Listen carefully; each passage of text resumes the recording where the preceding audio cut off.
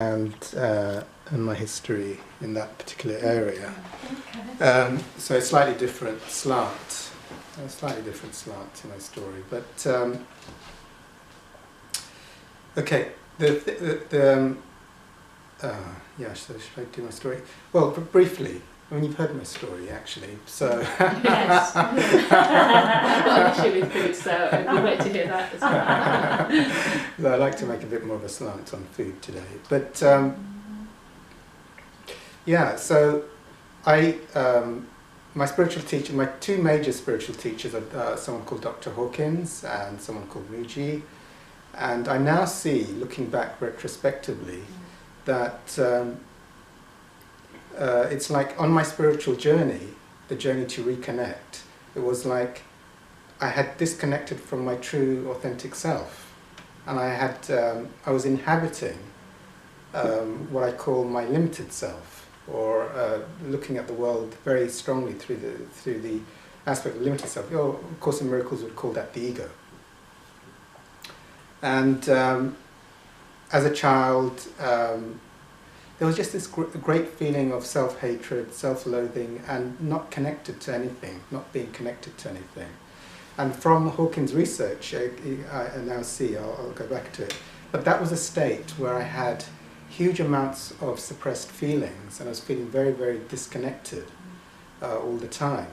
And what that is, and that came from birth, and I had that. So for me, it was like, that was started right from the start, but then it was like a negative spiral, feeling very, very uncomfortable, very disconnected, full of self-loathing and self-hatred. Seeing, am I on? Yeah, I'm on. Yeah. Full of self-hatred. It's like, of course, it's like I'm being orchestrated. What I found and I agree with Hawkins, it's like I'm just like a parrot. I'm being tuned into like a radio station of negativity and addiction. And the addiction for me of choice, because I felt so disconnected and full of self-hatred, was food. So basically, food was just a mechanism of comfort to deal with life. If I felt bad or rejected, I'd eat food. Or if I just wanted to feel better, I'd eat food. I'd eat food for any reason. And actually, it was probably my big love affair, you could say, when I was young. Because if I needed love, I would just go for the food. That was my primary mechanism. So that, for me, with this kind of very huge disconnection from God or from the Spirit, the light within. When it's like you're gripped in a field of negativity, which actually was pulling me further down and further down. I was losing my morality, and I was starting to become more dishonest. But for me, the addiction with food is a progressive thing. So I actually started going into different addictions. One was like workaholism in the stock market. Then I had dependency issues in relationships. So I started to get new addictions. I got this job in the stock market where I was binging on food. I'd have a long day of work, and the job I got, for me it's like, one of the texts I read says, nothing in the universe happens by accident. So I managed to get, I wanted to get a job in the stock market to boost because you could say in a therapeutic terms, like I didn't have any self-esteem. So food was being used to comfort me, and now I thought maybe a work career could give me the symbolic comfort that I haven't got in myself.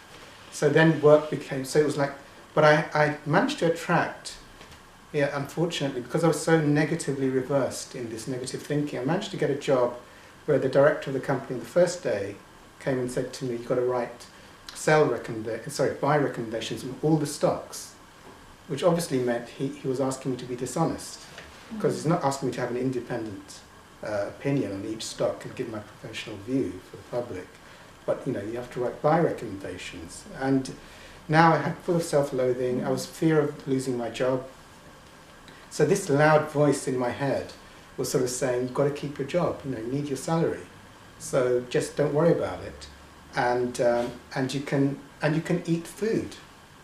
So it was like all that was bringing up guilt. I was not being true to my essence. And so again, back to the food, at the end of a long day of work, I would be like, you know, I'd go to Leicester Square, where you'd have all the eat as much as you want restaurants. And I'd be like, because it was like, there was pain, I felt like I was being dishonest. And so I had to numb out that pain through the food. So it was like my head would just, the ego was like a rampant dominant thing, and it was just saying, don't worry about being dishonest. You can numb out. You know, numb out with the food, numb out with working very long hours. And that was leading, you know, sometimes if nothing happens by accident, it was taking me to a point where I could have a change in attitude. And one day, it was about 16 years ago, I was working in the stock market. I had a prestigious flight back from New York, back to London. And suddenly one of my feet became swollen, and I had to actually take my shoes off because it was that swollen. And I had a blood test done. My mother was terrified, and I was admitted immediately to the Royal Free Hospital. I had kidney failure.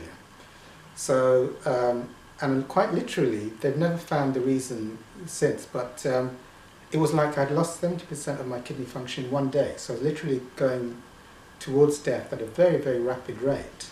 And the doctors were like taking about 10 tubes of blood out of me at a time. It was like to every single department. I thought they were taking me to every single department, like find out what's causing this guy's rapid decline. Is it? And I had a degree in biochemistry, so I knew the two major things they were thinking: some illness, some infection, possibly that they're unaware of, or some kind of rampant autoimmune illness. You know, but they needed to track it to give me the right thing. So I was literally facing death, and that was it. You know, this addiction, going down and losing my morality, losing my connection to spirit, losing my connection. I was going down and down, and then it was like, but I needed that because I was in a grip. I was in the grip of my ego, and the vibration was going down. The thoughts were becoming more dishonest, more. You know, as you go down, you start to feel very, very limited. You're really fixed in your body, full of self-hatred, full of self-loathing. The world seems to be a very, very fearful place. You're afraid of losing your job. You're afraid of everything going wrong. You're afraid. You feel awful because the body was like bloated and fat.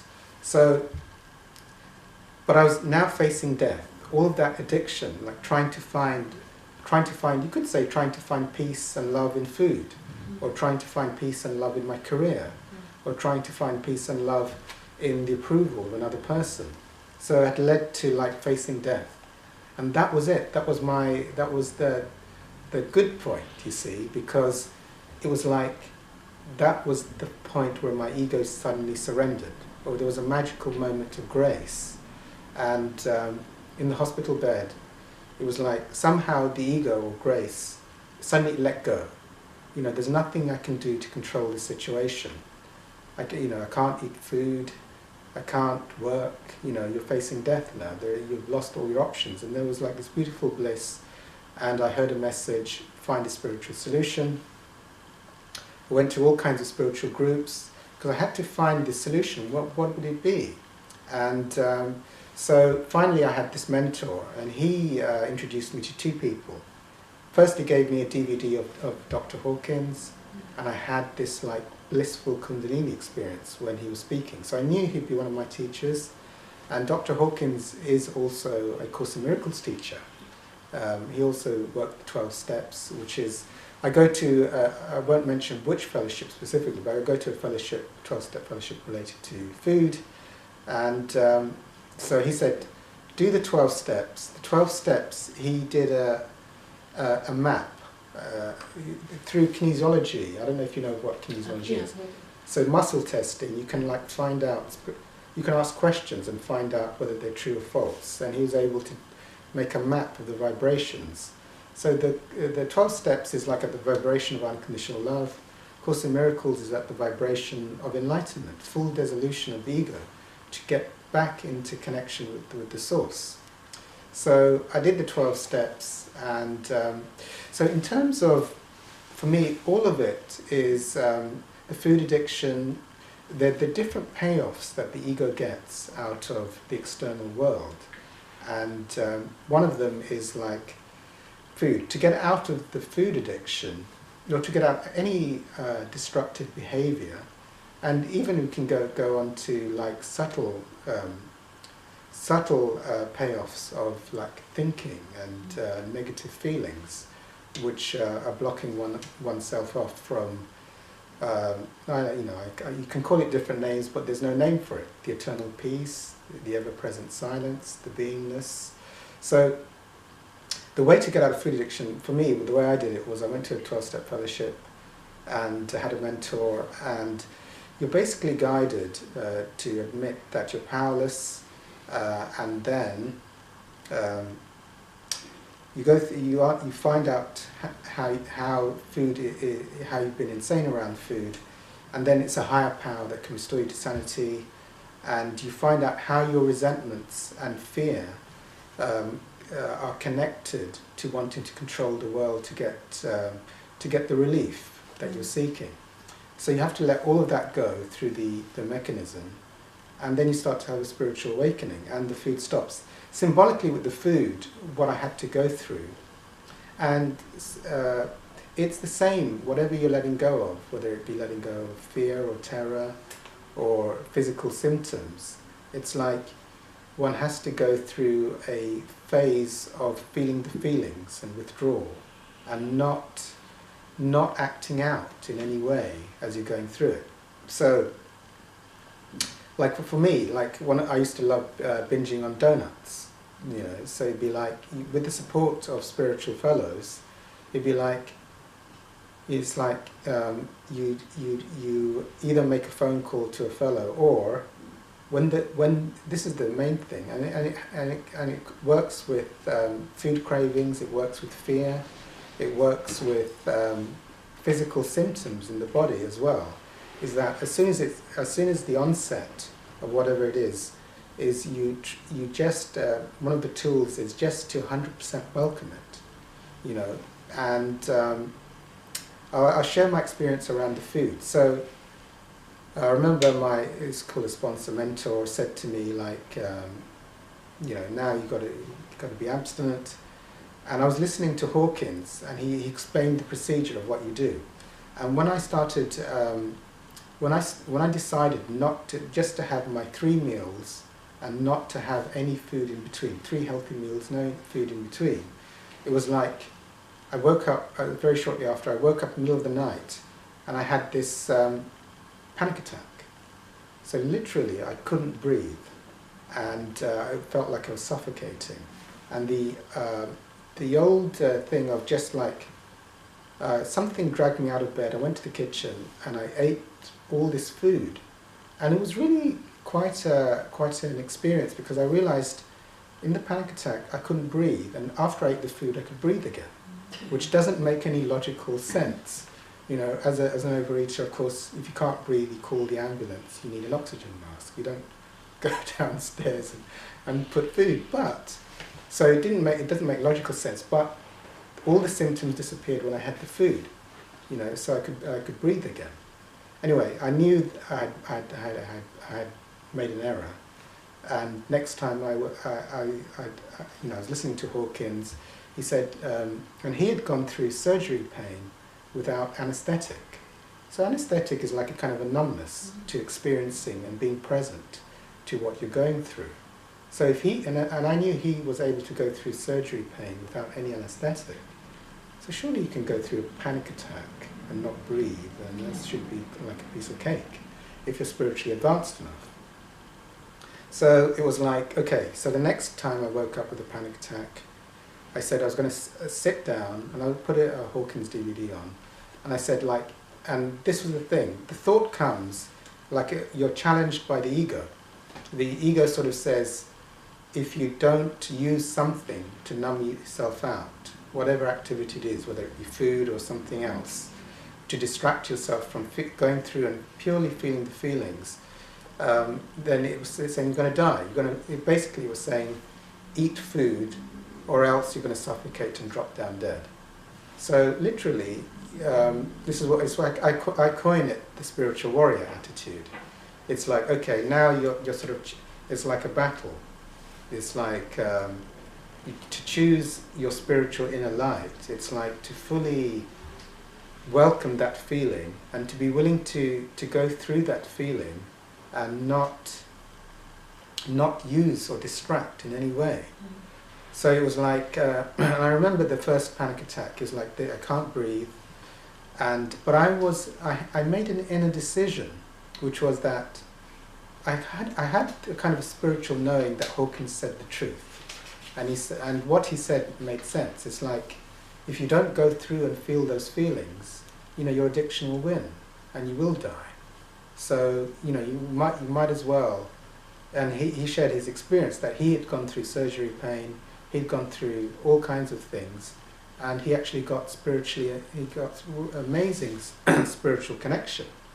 So it made sense. So you have to sort of go through. So I was willing, and I said to myself at that time, because I had such faith in Hawkins' teachings, even if I drop down dead, I'm going to drop down dead, but I'm not going to pick up on the food, And it was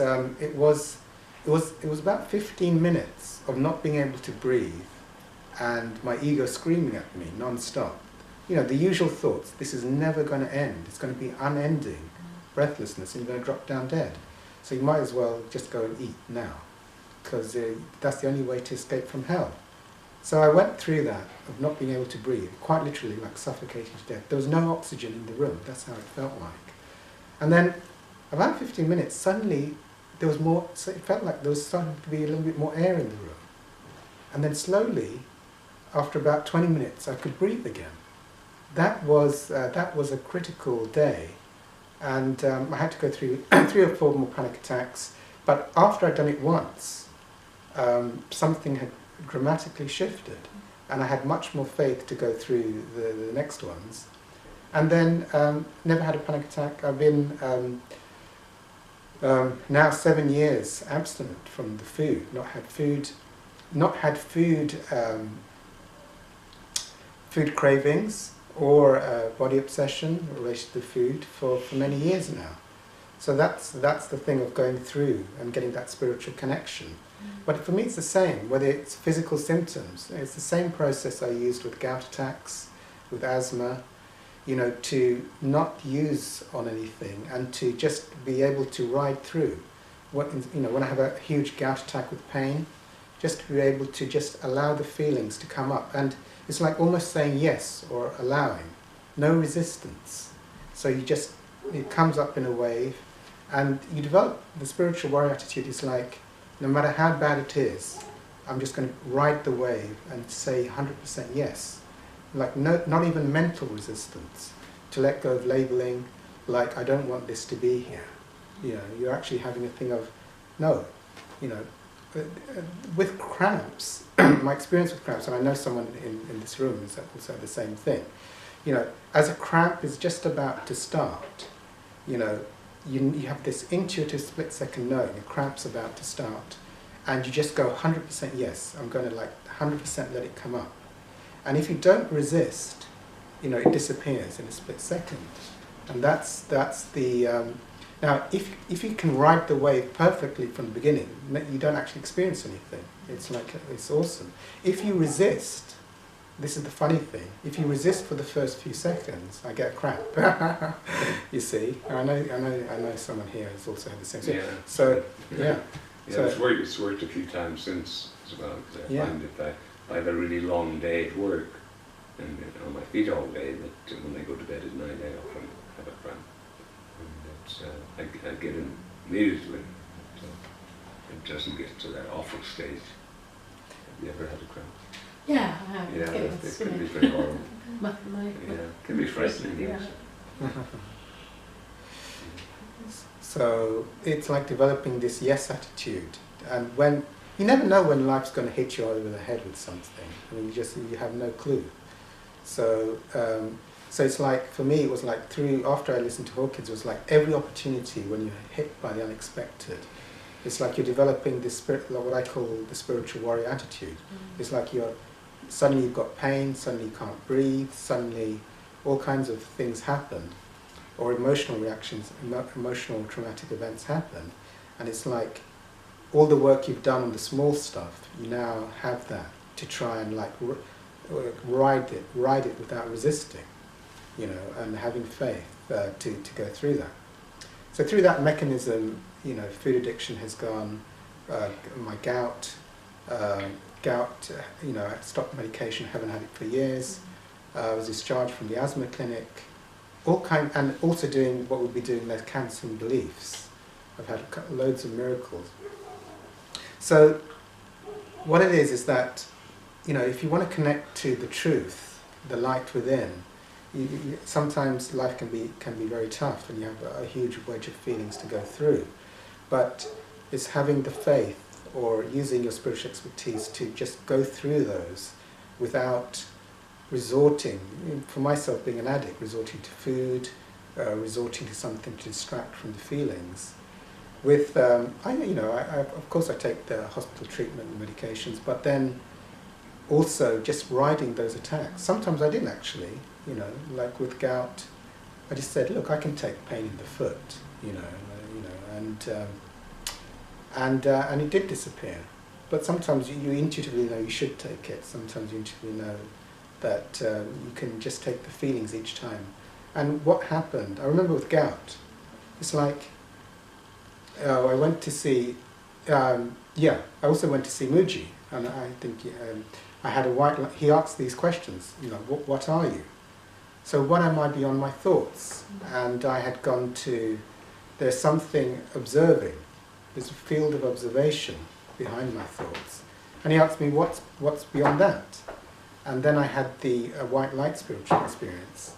It was like infinite power, light and love. So that's what you can connect to if you let go of all these layers of the ego. And why I'm sharing this right now was that, you know, the day I knew I had to see Muji for a one-to-one, it was like my whole body flared up. You know, I had this huge gout attack, and there was huge terror. It was like I had manifested a huge gout attack and all this psychosomatic stuff because I was so afraid, my ego was so afraid to meet him in a one-to-one, alone with him. But still something brought me to him, and I hobbled over.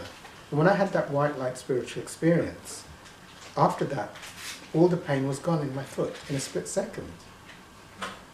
So that was like an amazing miracle. And when I walked out of there, it was an autumn day, but it was like it was bright summer's day to me.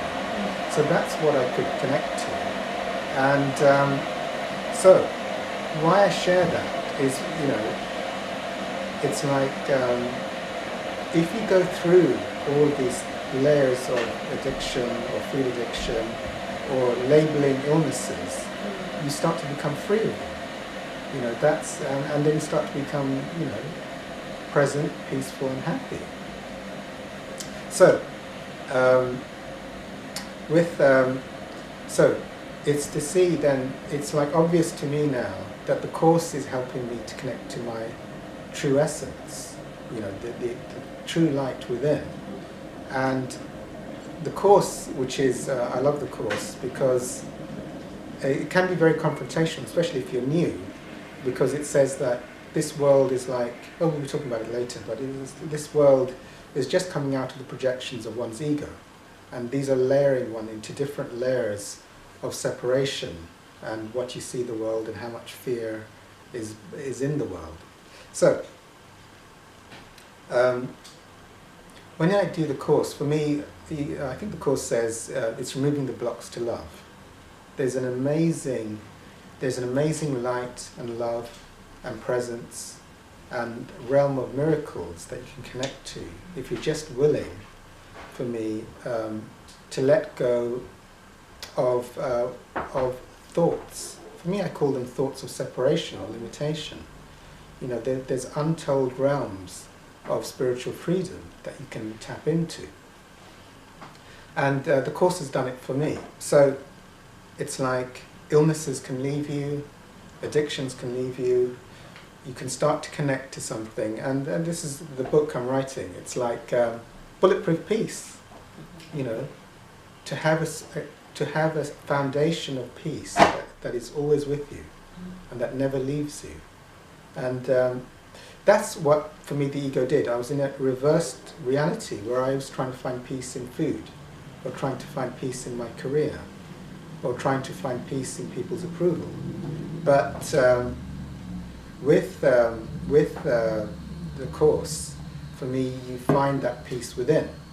And then you can be in the world from that peace, and you're guided, you can call it by the Holy Spirit or whatever, to go forward. So that's what the Course is. So for me, it's like within, the foundation of the whole world is light and love. And it's like the interest or the attachment or the investment in thoughts, all the things that pass, basically. Because the Course is telling us to go beyond, ultimately, to go beyond form and beyond time and beyond location, to connect to the ever-present, something that can be recognized, that is ever-present. So it is, it is that. And, okay, did anyone have any questions at this point? I think we'll do the cancelling of beliefs next. Any questions from anybody? It's not a question, it's an observation, Yep. but I don't know, you may have found it too, but I find sometimes I get angry at the Course because it's not doing what it's supposed to be doing. Oh, yeah. Absolutely, yeah. Oh, yeah, thank you. Thank you for saying that, yeah. One of the greatest, I get that as well sometimes when life, I get that when life doesn't go my way, absolutely, Yeah. I get very angry. I think one of the things that helped me the most with that, and when I get a knock, it takes me, there's a process of time before I get to a place of peace, but is the thing of accepting, one of them being accepting the worst case scenario and being at peace with that, processing that out, you see. So it'd be like, let's say I had fright, fright of speaking in front of other people, you see. So it would be like, okay, I'm afraid to come here and talk to a group of people. So then it's like, what's the worst case scenario? What's the worst case scenario? Worst case scenario is that I can't speak. I freeze up, and everyone looks at me and runs out of the room. That would be the worst case scenario. So it's like, okay, so then I picture the worst case scenario automatically before, and I visualize it in great detail, and I see the horror that, frozen. People are like looking at me with disgust, and they leave. So I see that, and then I feel the terror. It's like it's awful if that happens. All the fear comes up, and then so I'm bringing up automatically what is the worst case scenario. That's the most horrible thing that can happen, and I'm inviting that, trying to bring those feelings up now, so I can process all of those feelings.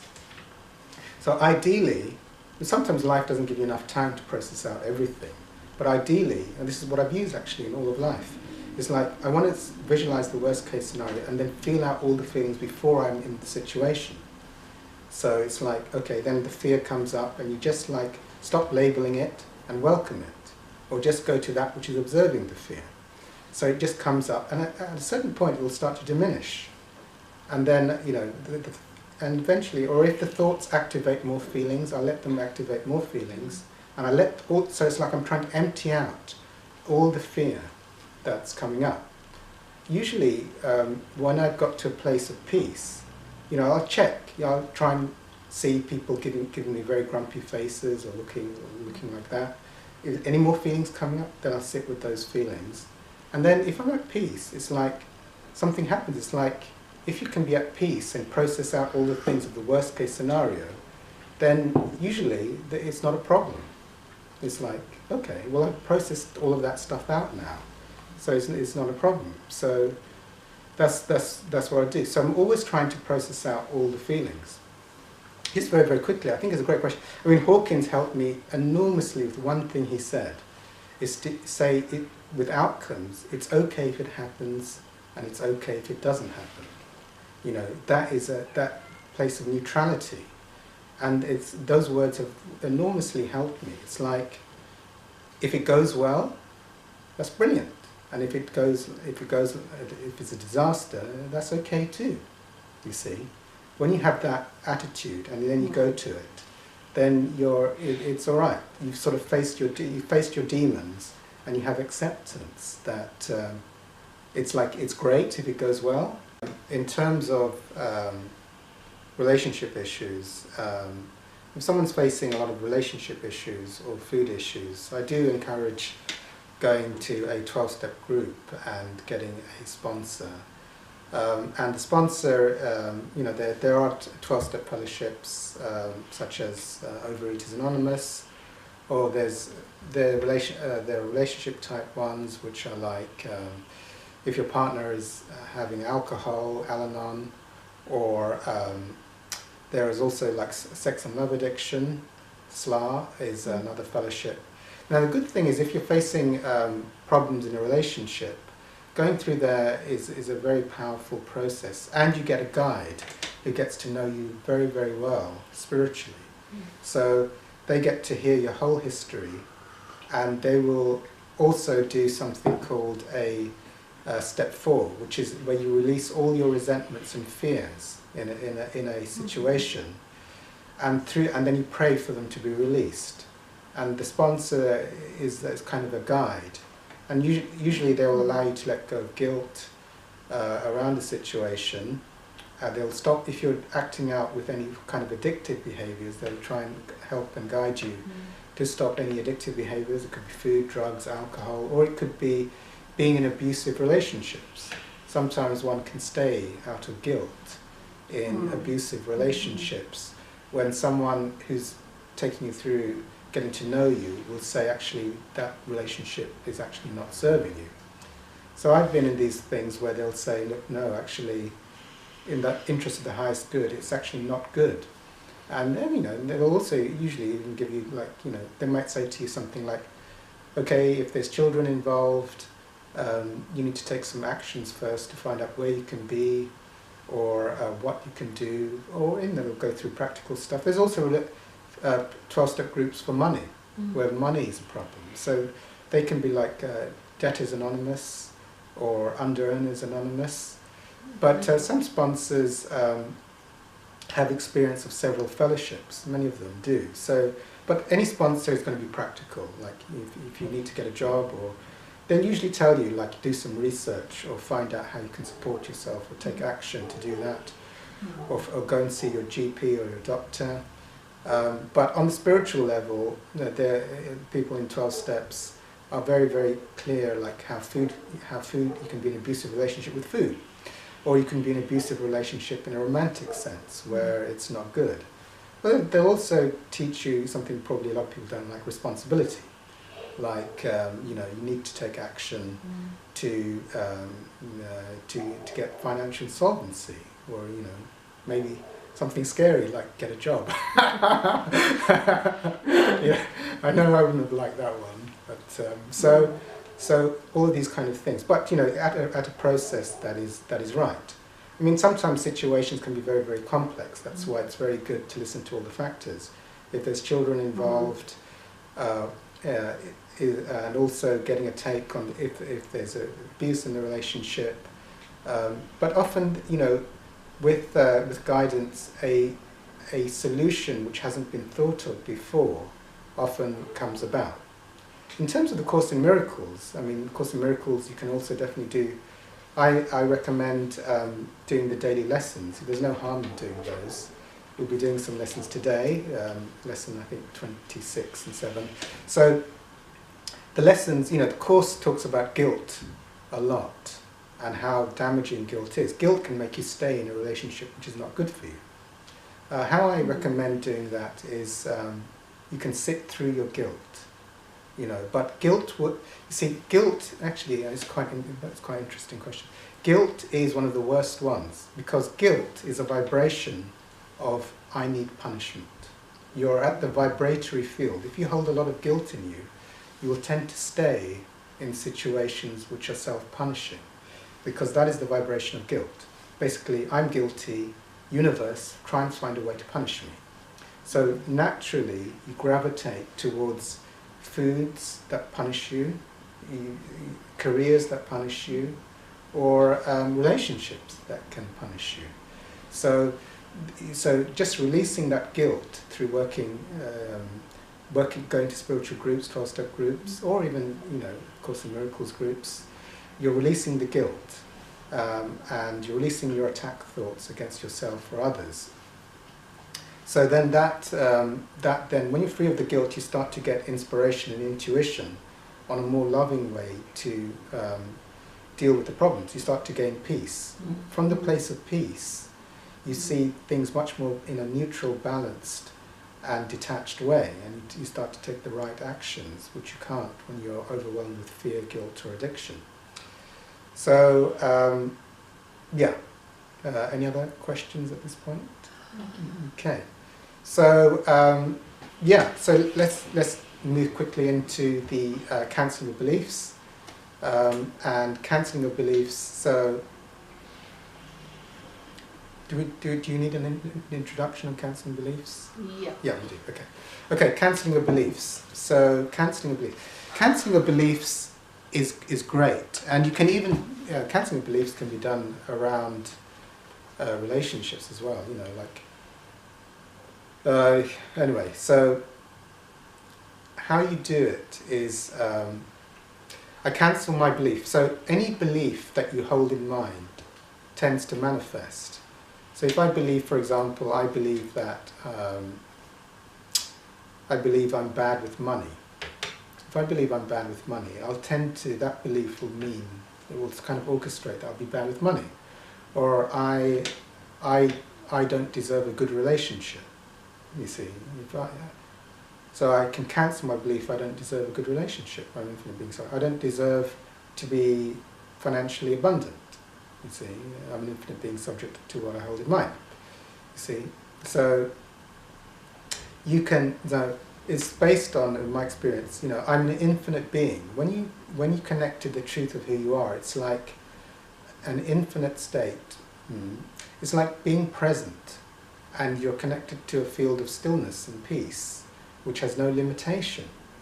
So that's the infinite being. So if you've ever had those moments where you've been in stillness and peace, and in the present moment, and you've just felt fully connected beyond any sense of separation, that's like your infinite being. So you're now cancelling that you're negative. You're not your negative thoughts. You're not your physical body. You're the infinite nature of beingness and peace and presence. So and that has released a lot of negative stuff from me. So so whatever negative beliefs, and I'll be putting the camera off in a minute, but so I do the cancelling of beliefs. Another one, very, very quickly, is God did not create, for example, war, so it is not real. God did not create war, so it is not real. Now I had like an awesome miracle, I thought, I'll quickly share it again. So my mother, who's got so many health complaints, went to the doctor and she had edema, like bloated legs. And she went to the GP, and the GP said there's nothing we can do for you because of your condition. She has heart failure. And they just sent her home, and I was like horrified that the doctor didn't even give her anything for her swollen legs. And I had this like intuitive thing, like do the Course in Miracles, God did not create edema in my mother, so it's not real. I'd never done that before. So I started saying in my daily prayers, God did not create edema in my mother. And within a couple of days, like her legs were going down, and she actually, I think we had some kind of psychic connection, because she showed me like my legs swelling is going down, and within a week it was gone.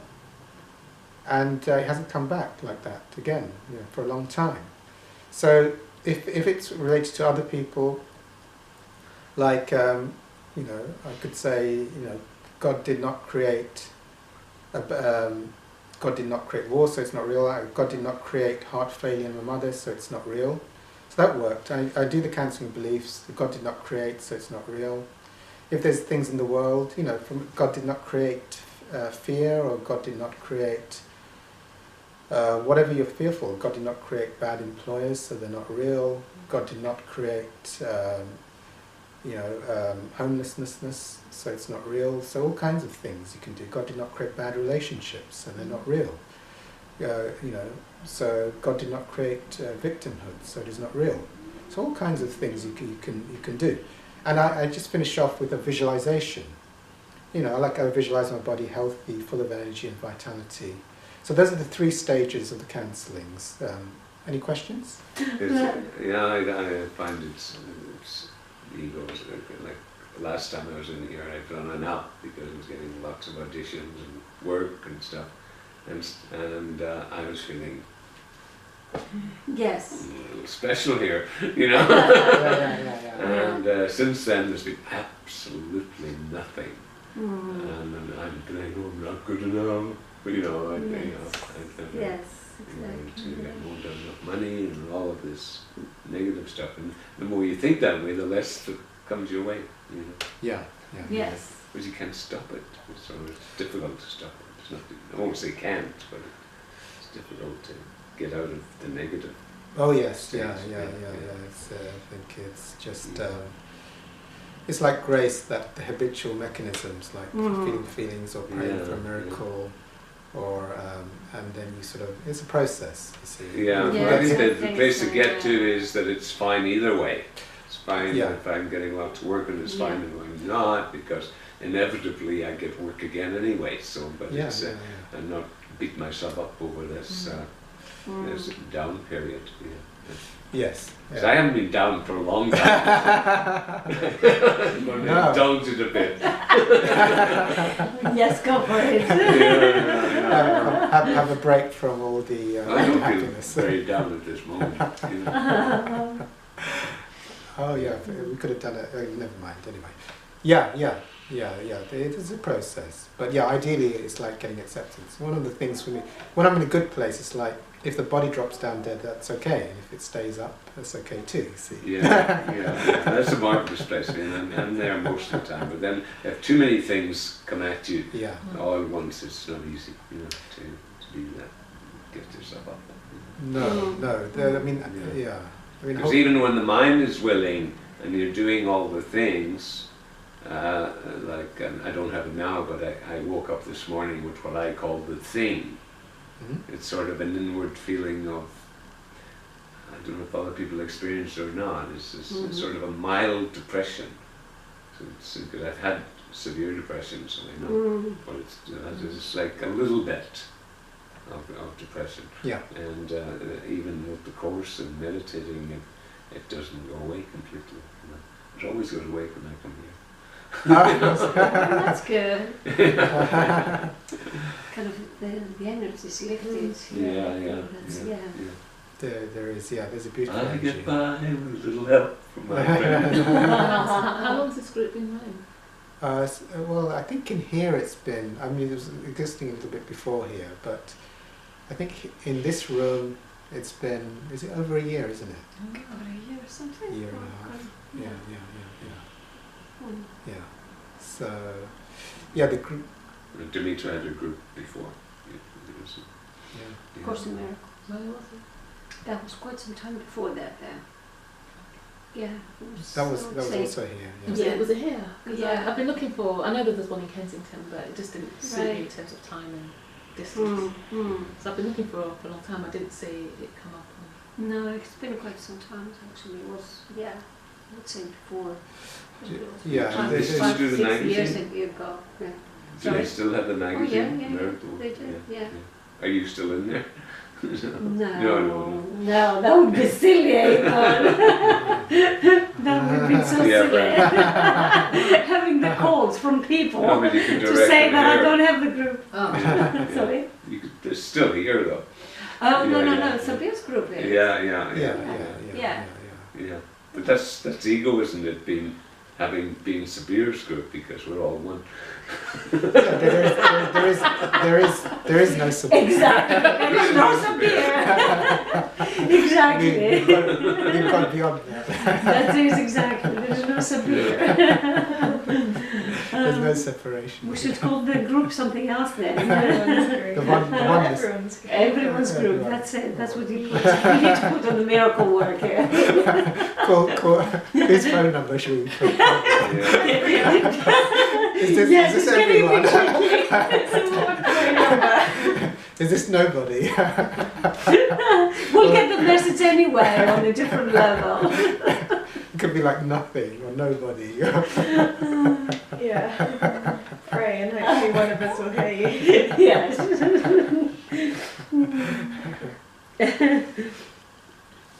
Yeah, that's the power of the group.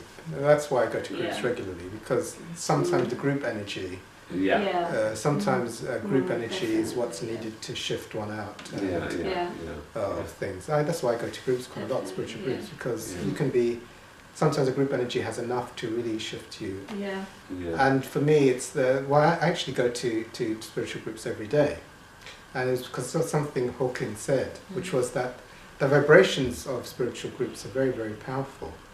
So often, like 12-step groups or 540, Course in Miracles might, can vary depending on the participants. But it's like if you get hit by some negativity, it's like it jump starts you up to a higher vibration. So then, for the rest of the day, like sometimes, I'd wake up. This is true. Like I could wake up and I could be feeling slightly disconnected. And it's like every bus stop I come to, it's like I just missed the bus. It's like, it's like you're missing every bus. Then I go to a spiritual group, and then the bus arrives exactly on time. You see. So it's like when I'm at that like you were saying, when you're at the low vibrations, it's like you don't need to get more negative stuff coming. And then, but if you can kickstart your vibration up to something positive, you can feel the benefits. I feel the benefits for the rest of the day. Or if I've been to a Muji retreat, when I went to Muji retreats, it's like the whole week was like flying by, and everything was like miracle after miracle. So just jump starting up your vibration. So that's why it's really good, and it will be a benefit, even if you're in a dark place, to be in a high vibration and escape from that for a short period of time is very, very useful.